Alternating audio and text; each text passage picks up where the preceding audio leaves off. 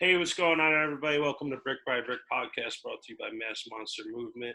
Today, I'm joined co-host with Eric Favors and Andrew Kapoor. What's up, guys? Yeah, what's happening? We were joined by special guest Vic Ochi. What it do? Sir. Vic was the all-time sack leading record holder at Stony Brook.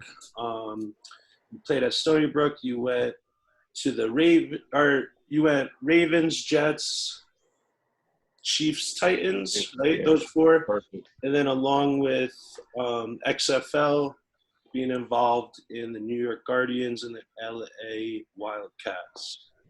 So let's start off at, when did you start playing football growing up?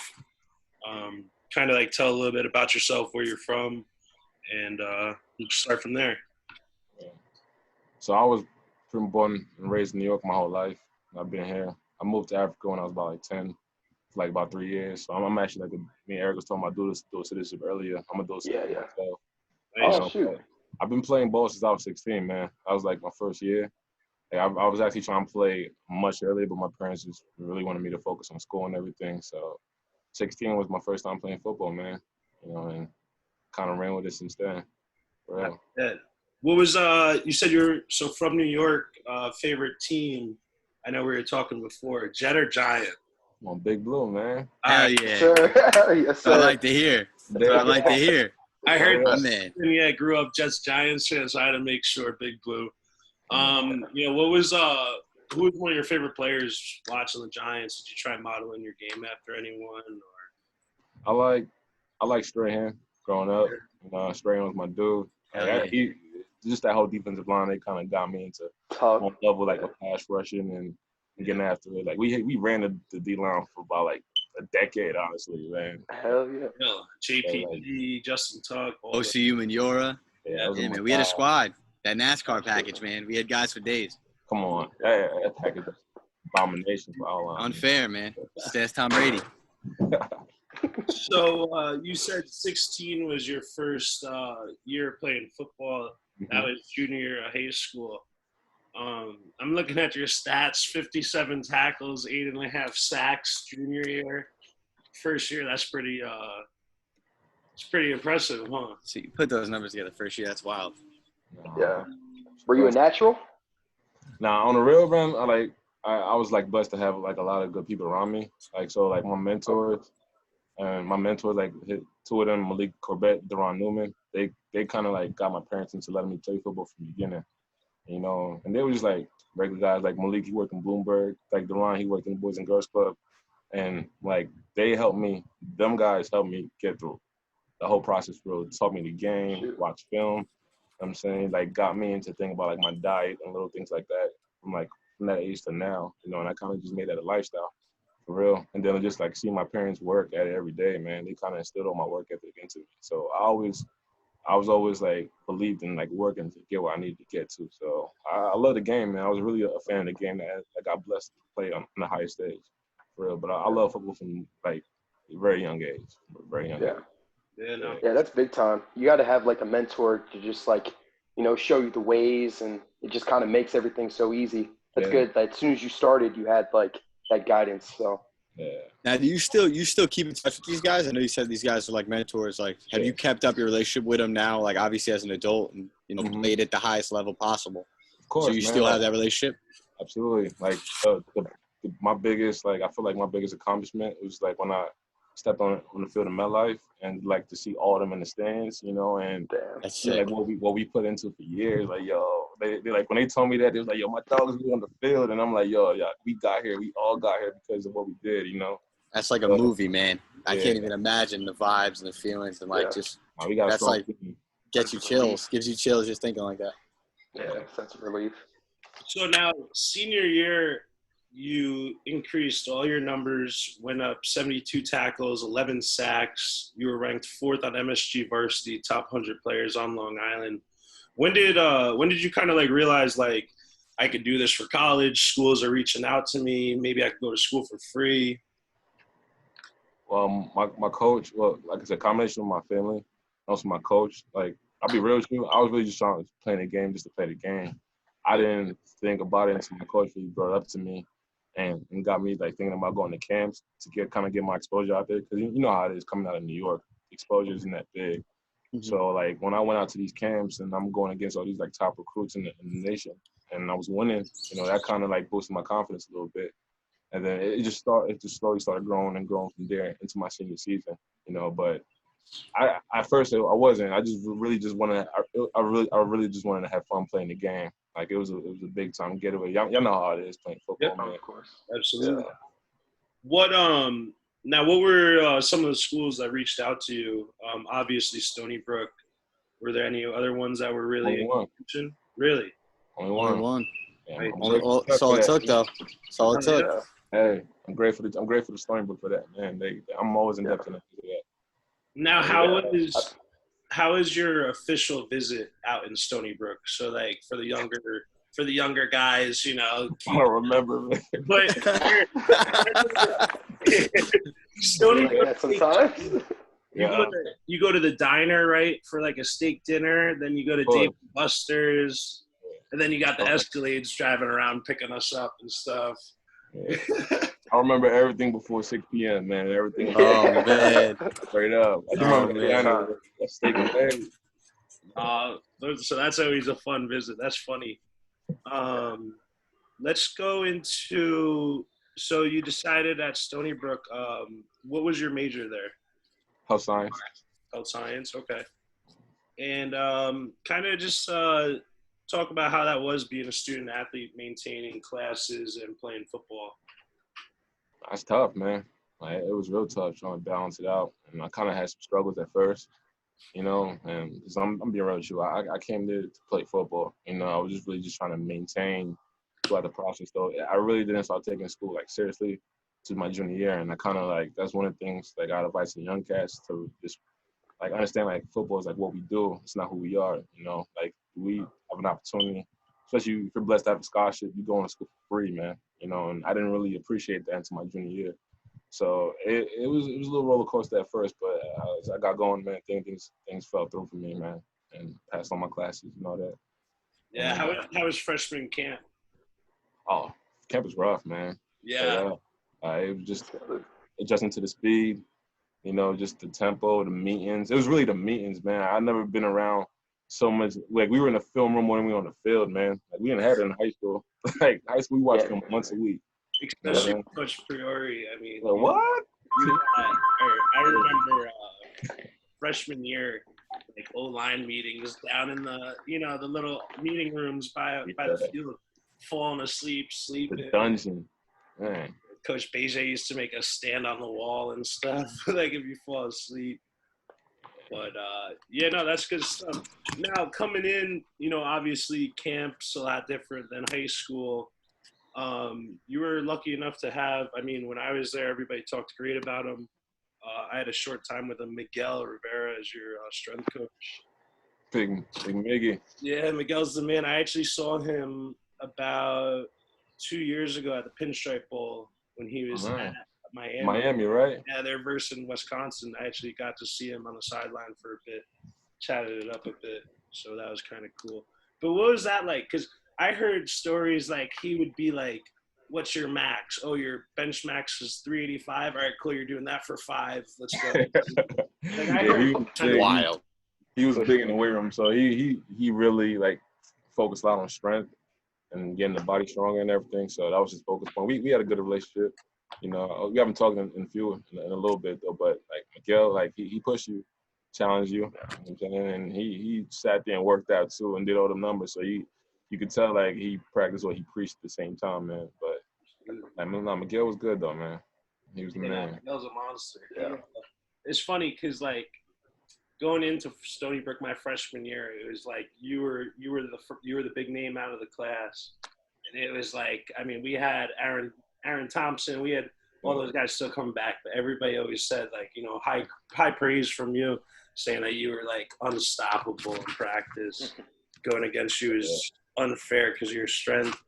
Now it's Stony Brook. What was this? Like, say you got some listeners. Tell them about Stony Brook. How'd you like the coaching staff, players, locker room environment? Like, what'd you think of everything about it? Stony was cool, man. Like the locker room was a brotherhood. Like when I first got there, like a lot of seniors, we had the seniors and the upperclassmen. We had a combination of guys who like welcomed you as a family and guys who held you accountable as well. You know, and they blessed me with 2 rings my first 2 years, man. So like it was definitely good culture, and I try to adapt, you know, with the younger guys. And when the younger guys came in, they were hungry and we're trying to win. So like it felt like home for me. Like the defense we always made sure we was tops in the nation, and like we always competed. Like practice, man, was a game for us, man. Yeah. We got into it, and that was just like the culture we established, man. So it was good, man. So I remember, like, as far as the school goes, it was kind of like whatever you made of it. You know, if you wanted to have fun, you was going to have fun. If you wanted to doubt on the focus, you had all the resources. You know what I mean? So like, it's definitely one of those diamonds in the rough, though, Stony. But top 50 in the world, I didn't even know that, man. Yeah. Top 50 in the world? Like, what do you mean? Yeah, Well, how so? The country. I'm sorry. The Country? Oh, okay. No, I was just asking. I feel like talking like a major or something. I don't know.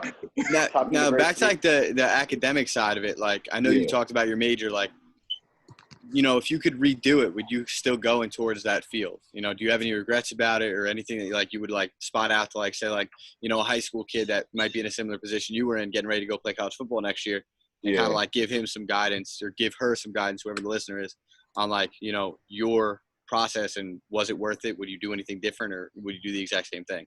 Yeah.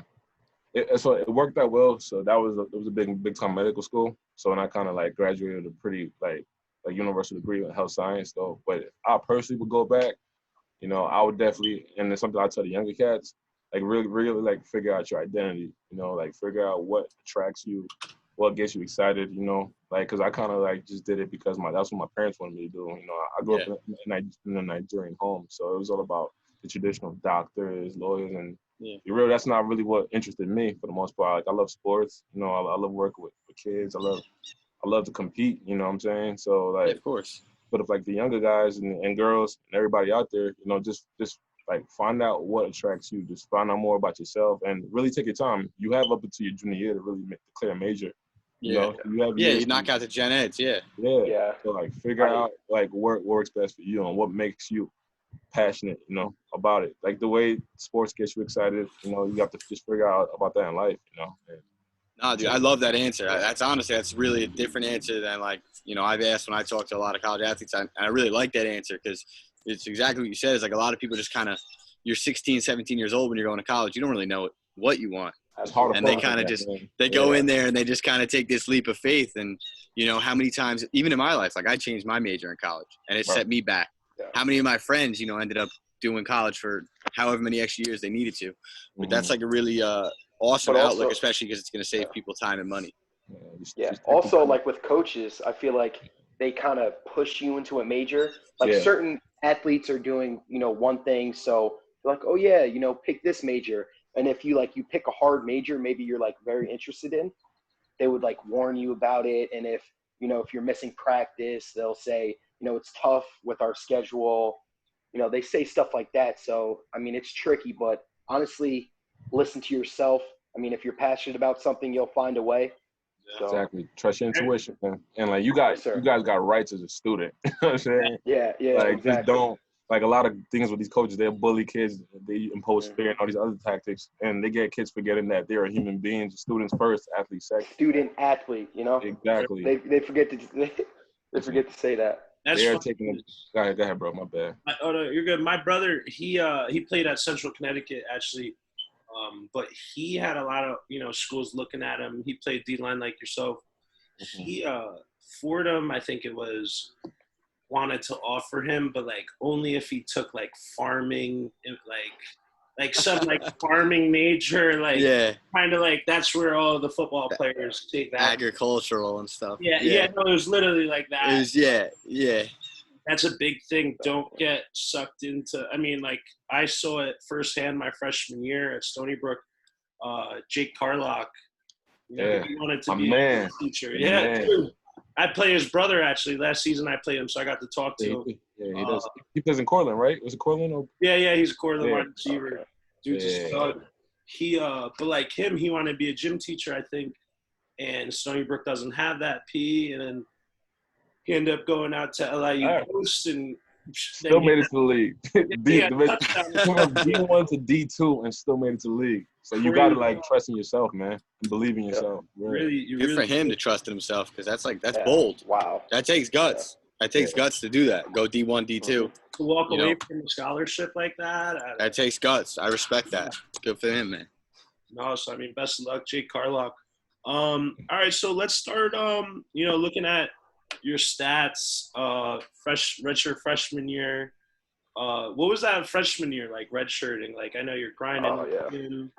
20 rep squat day Friday, right? Oh. I don't know if y'all. I had that. That was the worst. My quads hurt just hearing that. Fridays. You talking about the Fridays before the weekend? 80s night, Thursday night. Yeah, make sure. Bro. It was vicious. And then, we got Miguel as a strength coach, so he was doubling down the squats, the cleans, all that. I can imagine. I hasn't grown up to do my freshman year, though. I legitimately, I took advantage of me redshirted. I said, I'm going to be a student this year. Straight up, Yeah. But, practice was always the same, though. We always competed. We got after it. Like, a couple, the other guys ain't like my class coming in because we used to always make practice hell for them, and they used to tell us to chill and all that. But it was fun, though, man. Freshman year was fun. It was the most freedom we had just because we redshirted and we had those weekends to ourselves. We took care of what we had to take care of during the week, but man, it was fun though. We won.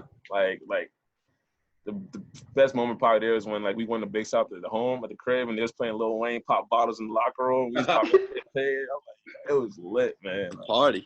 I gotta say, being at Brockport, our locker room is top of we have outrageous. You guys see our locker room. For a D3 program, it's insane, and it makes Stony Brook look like a D3 locker room. But I gotta tell you, Stony Brook's locker room is always lit, dancing, singing, especially after games before practice. 6 a.m. lift, we're going in there. Everybody's dancing, singing, and now the locker room. That's the one thing, man. That was always a great environment over there. Now I heard about Brockport and Cortland, man. Y'all get it in out there, man. Yeah, no, we're definitely on the rise. Awesome rivalry game. Yeah. Yeah, no, we've had 2 good games with them. Awesome games. Yeah. They we're 3-time Empire 8 champions the past 3 years. So I mean we're kind of building our brand right now in Brockport, but I mean we're trying to get to the top. That's really what it matters. Get that natty chip. That's kind of the cool thing. It was freshman year. I remember going into college. I told all my friends I was like, I want a ring and I'm out. Once I get my ring, you'll never see me with football pads. Nothing. And then I end up transferring. I get my first ring, and I'm like, dude, I want more.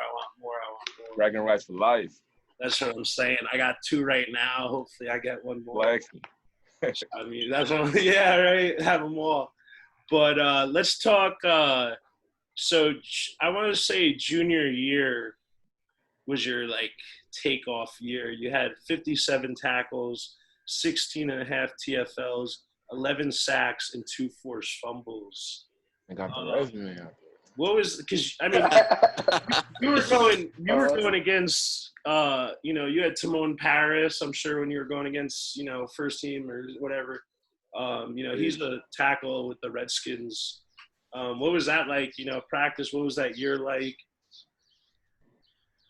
Nah, Timon, he worked. That's another kid, man, who worked with Bahano to get to where he got, man. He came on as a walk on. He was a twig, I heard. Yeah, walk on twig. Yeah, he had decent size, but he definitely he had a big jump in his movement and size and everything. But he got after it, man. Timon made me better for real. He was the best guy I went against throughout whole college.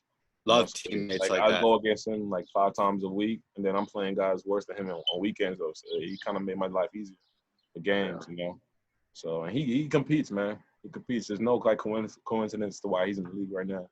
And I remember, watching him every day at practice. It was the way he took steps, the way he punched, everything was in rhythm. Relentless, man. Yeah. Something to watch. Definitely. I always shoot him a text here and there. Last I talked to him was. He's a humble kid, man. Real humble. Absolutely. Kid on top of that. I didn't even. He texted me congratulations on being All-American this year, and I'm tomorrow, I was out at Stony Brook too for the weekend, visiting all the guys. Oh, there goes my window. I was visiting all my guys, and like I got named, and like Timon texted me. I was like, what the hell? I was like, sweet, that's awesome. Definitely some great friendships out there. Let's go to combine talk. You know, what was that like? Stressful, man. Yeah. Man, like it wasn't even like just the field stuff. It was more so like the meetings, the interviews you had. Like the combine, like you'll have your basic meetings where like you're in this big room, and scouts pick you up, and they just interview for the most part. And then you have the private meetings where it's just you by yourself. You're in front of all the front office people, the general manager, the head coach, the defensive coordinator, the defensive line, player personnel, you know, and they're just quizzing you. They'll like have you write up formations, stuff like that, and tell you what would you do in certain scenarios, kind of ask you more about yourself. So that was definitely like, it kind of like definitely like affected the way I looked at the game now. Like I understood like you really had to be, it's a professional game. Man. So yeah, it was fun though. But I also got to see a lot of these coaches I saw on TV growing up. Like Rex Ryan, that was fun. Talking about Bill. Yeah. Man, Bill That's stoic, crazy. man. Like he has that same emotion in his whole life. Straight up, man. But it was fun though, man. What were some players that you were running with, doing drills with? Any big names or any guys you kind of brought relationships outside of the combine with? So I came in with Joey Bosa that class. So it was him, Matt Judon, and the Ravens. Like me and him, we're real good. We got the same agency, you know, that we train together. So nice. we work out together. Like we chill, hang out in the off season. A few of the guys in the Ravens. I met a few of the guys that class. Zeke Elliott, he was cool. I met him a few times. He was nice. Darren Lee, like a couple of big time names out there. A lot of big names. Out there. That's pretty cool with Bosa, Julian. Did you train in Stony Brook preparing for the NFL Combine, or did you go somewhere? I went out to Pensacola, and for this. I'm right here. Exos. Yeah. I'm in. Exos. Yep. Right by Gulf Breeze, I think. Okay. You at the Portofino? No, I'm actually I'm in Mobile, so I'm like right close. Yeah, to right that. by Alabama. Yep. I've been on Mobile. I've been on there, turned up a little bit. It was fun. Yes, sir. Yes, sir. So let's go through. I mean, like you said, meeting all the coaches. I always hear like they ask you the weirdest questions, or like they'll ask you questions, try and get to know you, try and like find stuff. Did you like come across any weird questions or like anything that's worth bringing up at all throughout the experience? It was actually pretty cool for the most part. You know, it was, like I said, it was more so like the technical stuff that got me more than anything. Like they just asking me what I grew up. You know, just more about me, my process getting to where I got to at that point. You know, so I didn't get any of those controversial questions that you might have heard about from others. Thank God, I don't know what I would have done in that situation. But, even that though, that's the stuff you don't see on TV. So like the common fan like me, like we were talking before about, teams and stuff, like I never knew that they went like into like in-depth formations and stuff like that. It's got to be a little bit stressful because anybody talks combine, they just think physical attributes. They don't think like the mental side of it. Yeah, I'm sure. When you tell me they're quizzing you on stuff, I wasn't much of a school guy. So like I feel you. I'm with you. Like, all right, let's run, let's jump. That's fun. That's easy. Yeah, like that's stressful stuff. They had us wake up 3 o'clock in the morning for like a drug test, and like we didn't finish till about like 11 p.m. Just meetings, medical stuff. Oh, so they're really they're drilling you. Like that's brutal. That's stuff I never would have knew about that. Yeah, well, training for all that, you kind of it's like hotel life, right? Like you're like hotel, and you're just like that's your whole life, just training for those months, building it up. So I mean, that's a lot of preparation, a lot of hard work for sure. Mm-hmm. Training for that 40 was stressful, man. Yeah, no, I mean it definitely brings the best out of you. So right now we're just gonna take a little break, and then we'll get back to everybody and finish up the rest of this interview. We're gonna be talking about his NFL XFL future, and then we're gonna have a few questions for you, Vic.